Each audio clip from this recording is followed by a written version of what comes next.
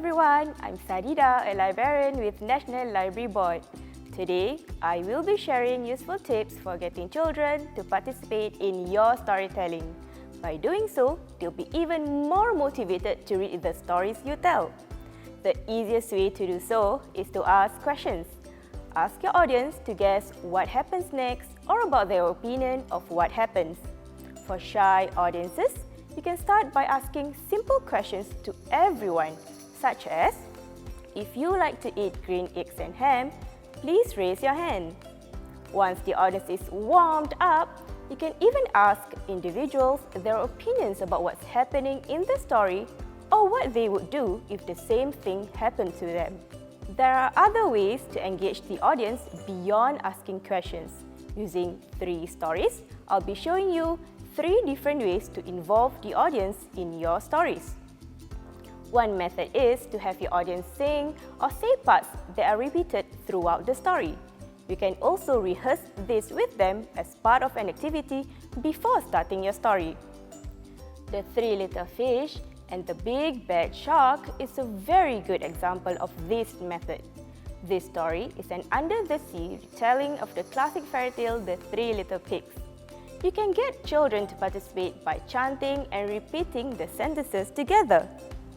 Not by the skin of my finny fin fin. I have with me 4 fish headbands to represent the 3 little fish.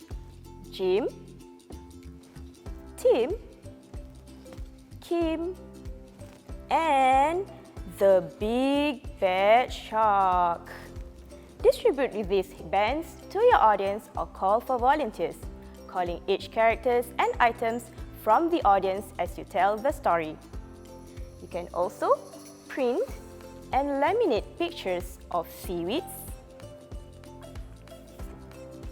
sandy house or sand castle, and a wooden ship if you like, and let the story roll. For more information on using props in storytelling, look out for our other video. Another way of involving your audience is getting them to role-play some of the characters in the story. We've already done this in the previous story. Another great example is The Enormous Turnip. This is a classic Russian tale retold for modern times. It is about an old couple who lived in a tiny house. The couple planted a seed and the turnip grows and grows. Alongside their farm animals, all the characters in the story help to pull up the enormous turnip. At the center of this story is, of course, the turnip that just keeps growing. You can rope in several people from the audience to act as various characters. Remember to give each child a line and a cue to be repeated throughout the story. The participants will form a line miming the action of pulling the turnip out of the ground. For our demonstration today, we will have 4 characters: turnip, old man, old lady, and horse. The old man tried to pull the turnip out. Heave ho! Heave ho! Haha, you cannot pull me out. But the turnip was stuck. So the old man called his wife for help.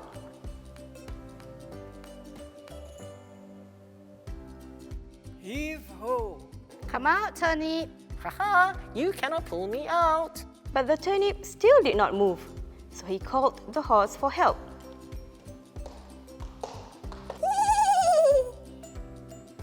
Heave ho! Come out, turnip. Haha, you cannot pull me out. You could also get the remaining audience to repeat the line. They pulled and pulled, but they couldn't pull the turnip out. Finally, you can also engage someone or a few people from the audience to participate by giving them important props to hand back to you as the story progresses. We will be using Alexander and the terrible, horrible, no good, very bad day to demonstrate. This story is about having a bad day and can be suitable for 5 to 6-year-olds. Many items are mentioned throughout the story. For example, at the beginning of the story, Alexander's brothers find amazing prizes in their cereal boxes. but Alex's cereal box only had cereal. So, before telling the story, you can hand out cereal boxes with the prizes inside and call them to hand the boxes back to you as you tell the story. Other things are mentioned in the story that you can hand out include strawberry ice cream cone, Hershey's almond bar, lima beans. Now, as you can see, you don't have to use the actual objects. You can also print images to use as props. For example, in one part of the story, when Alex and his brothers were shopping for sneakers, his brothers got what they wanted. White ones with blue stripes and reds with white stripes. But the shoe store ran out of what Alex wanted, blue ones with red stripes. So his mom bought him plain white ones instead, which he refused to wear. You can also use the previous methods with these books. For example, get the audience to rehearse the phrase terrible, horrible, no good, very bad day prior to the story. Then, have them join in the fun while you tell the story by saying the phrase together whenever that happens in the story. Let's recap some of the methods we used.